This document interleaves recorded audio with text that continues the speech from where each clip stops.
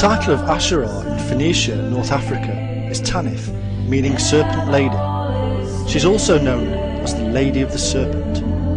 Also in the first millennium BC she was called Chawat, which is basically Hawa in Hebrew and Eve in English.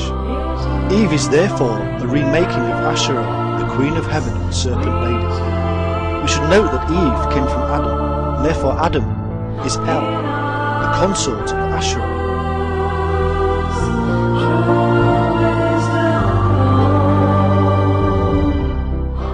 Asherah is the serpentine or feminine aspect of one of the original versions of the Hindu Kundalini. She appears 40 times in the Hebrew Bible and in 9 books.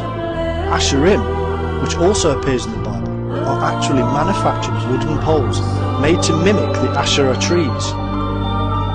One of her symbols is actually 2 entwined serpents upon the Asherah pole or tree of life. Asherah, quite simply, is the female energy on the tree of life, the goddess of life, bearing fruit in the arid desert, sustaining.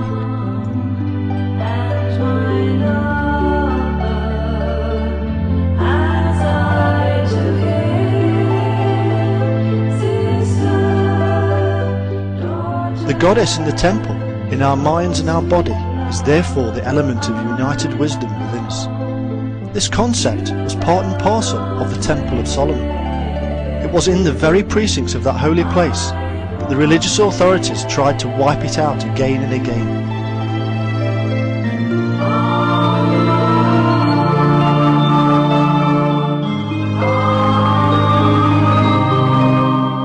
The Temple of Jerusalem has been built, destroyed, and wait for it. The Jewish and Christian faiths, not to mention the Freemasons, want it building again. Why is this temple so important? And why is it, like the nation of Israel, knocked down and rebuilt so many times throughout the Bible?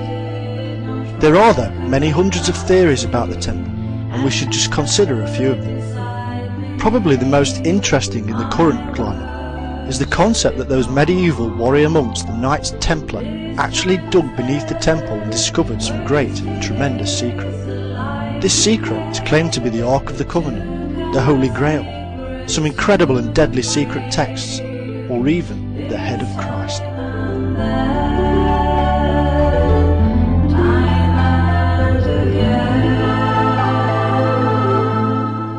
As most of the world seems to have gone mad on the Knights Templar, and as they seem to be intricately involved in the whole story of the temple itself, then we'd better spend a few moments considering their role in the history of it. This in itself may lead us into the real secret of the temple.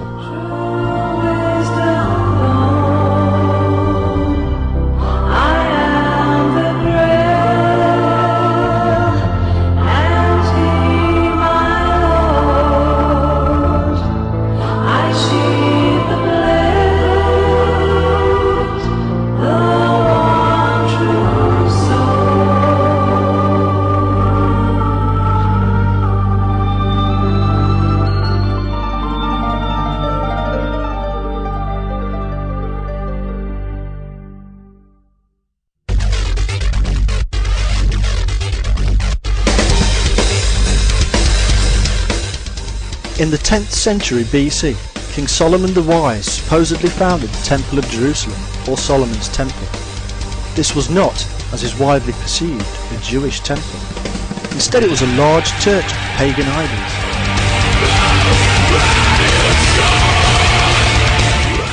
Solomon, according to tradition, had hundreds of wives and hundreds of concubines, all of which came from across the Middle East, and all of which worshipped different gods. All these gods were represented in this great centre of Middle Eastern religion. There is, though, absolutely no evidence from other surrounding nations that any of this happened.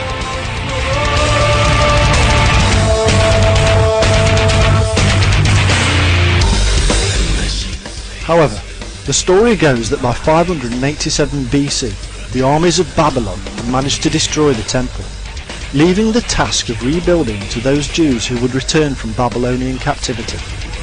We would of course do well to remember that Babylon was often used as an allegory for sin, and therefore sin brought down the temple, and those who escaped sin would one day raise it up again.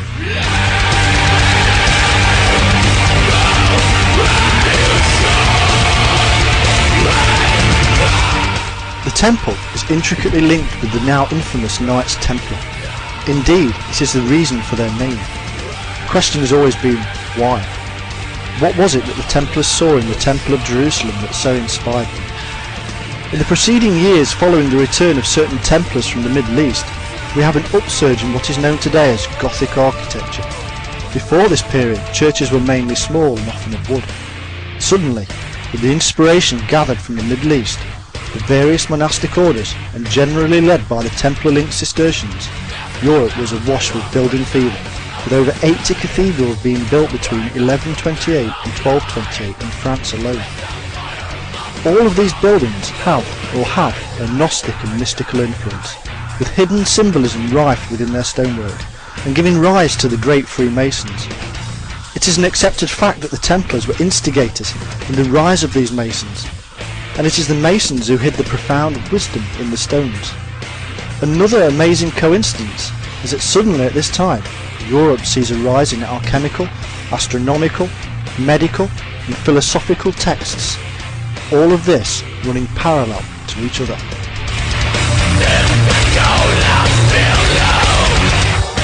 The temple then was not made for one god, but for numerous gods, and anybody who wished to worship their own god was in the right place regardless. This was a place of union, a joining of the opposites seen in the Kundalini experience, where the male and female, positive and negative, are joined to bring about true illumination. It was this mystical experience that was at the heart of the Templar attempted revival. This is what the upsurge in alchemical texts speak of.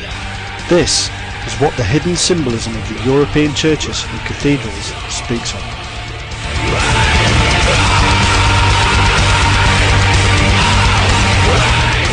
So now we understand the enlightenment or illumination of the mind. This very understanding was then taken further and brought to Europe, where it was physically manifested in the great cathedrals and churches. And all of this from the findings of the Crusaders in the Middle East.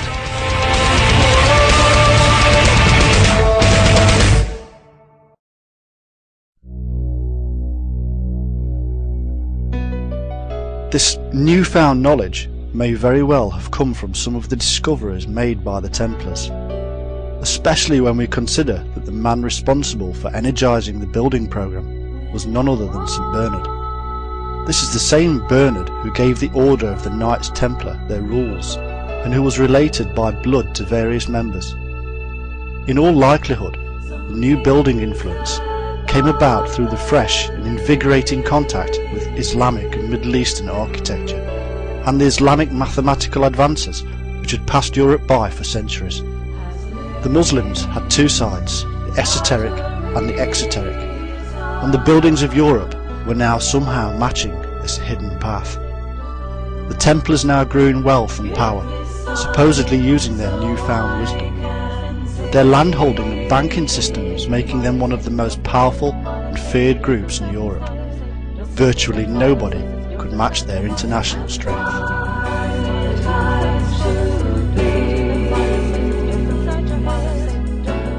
At their trials, the Templars were not only accused of worshipping the sacred head, known today as Baphomet, but also the veneration of the serpent.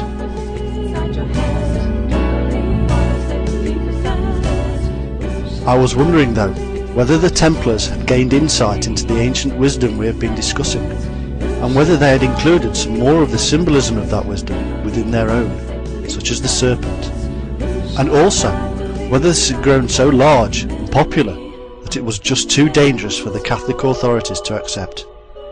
It would of course have been an absolute heresy to claim that Jesus was a symbol of the divinity within, and that certain key Catholic doctrines were spuriously literal in the extreme.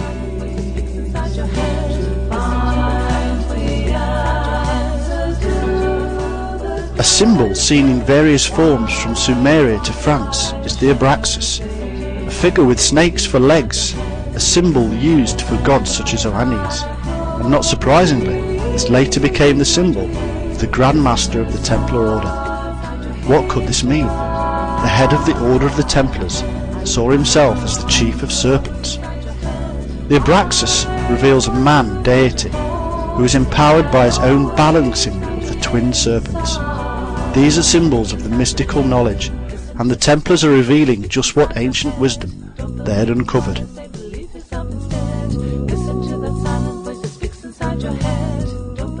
These influences must have been picked up whilst the Templars were in the Middle East, and then utilised later on. We must now turn to the builder of the temple, Hiram. Hiram was the son of a Jewish mother and a Phoenician father.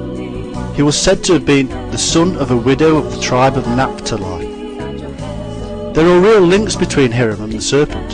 For instance, the standard of the tribe of Naphtali, according to Jewish tradition, is a serpent, and this could have come from Egyptian origins, as Jewish tradition states Naphtali was the brother of Joseph, the chosen one to represent the family to Pharaoh.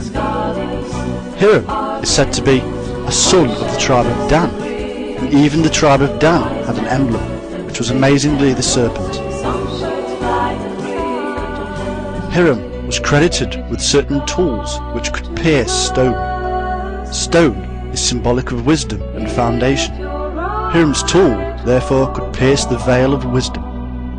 According to the Book of Kings, the temple was built of stone before it was brought to the site. It was said by tradition that neither hammer nor axe nor any tool of iron was used in the building.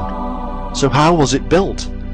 This in itself is a paradox which can only be answered by the true secret of the temple being revealed.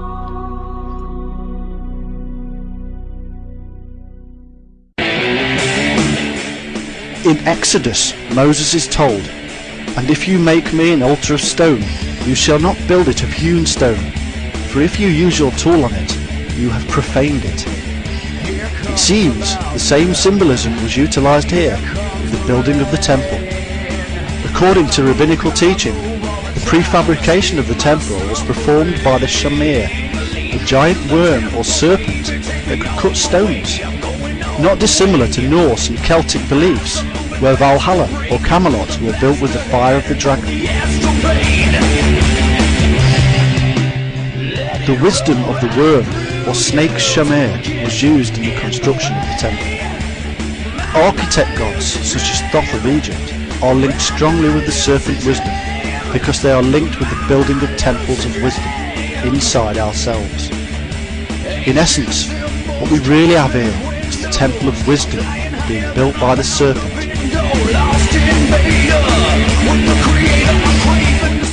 Strangely, the name Hiram actually means exalted head of the people and is closely related to Abraham or Abhiram. Of course, this in itself is a subtle clue to the reality of Solomon's temple, as the exalted head is surely the only element which can make the real temple. It is only the head raised above all others which has the wisdom to achieve such an amazing